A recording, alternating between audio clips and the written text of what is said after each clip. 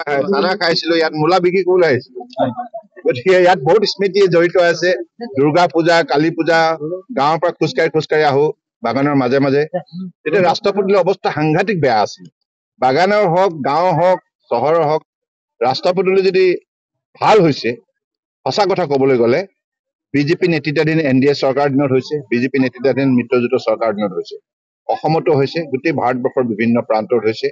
নৰেন্দ্ৰ মোদী ডাঙৰীয়াৰ তেখেতৰ বলিষ্ঠ নেতৃত্বই তেখেতে ভাৰতবৰ্ষৰ জনগণক শ্ৰদ্ধা ভক্তিয়ে যিমানখিনি সেৱা আগবঢ়াইছে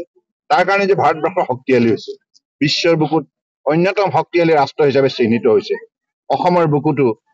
বিজেপি নেতৃত্বাধীন AGP UPPL যিখন চৰকাৰ আছে এই চৰকাৰখনে নিষ্ঠাৰে কাম কৰি আছে চাহ বাগিচা হওক বা গাঁও হওক বৰাক ব্ৰহ্মপুত্ৰ পাহাৰ ভৈয়াম চহৰ সকলো মানুহৰ প্ৰতি সমদৃষ্টিৰে কাম কৰাৰ বাবে আজি সকলো দিশতে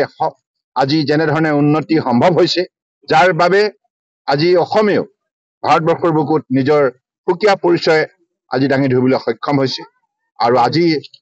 80 লাখ টকা ব্যয় কৰি পেলাই 4টা প্ৰকল্পৰ কাম আৰম্ভ কৰা হৈছে বালিজানৰ পৰা বালিজান বিন্ধাকটা পানীতোলা আৰু খাৰজান গতিকে এই 4টা প্ৰকল্প বিভিন্ন ধৰণৰ প্ৰকল্প এই প্ৰকল্পত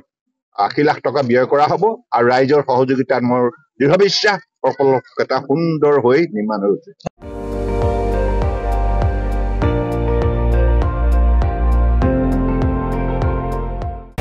আপুনি চাই আছে ND24 সৰ্বশ্ৰেষ্ঠ নহয় সৰ্বোত্তমৰ দৌৰ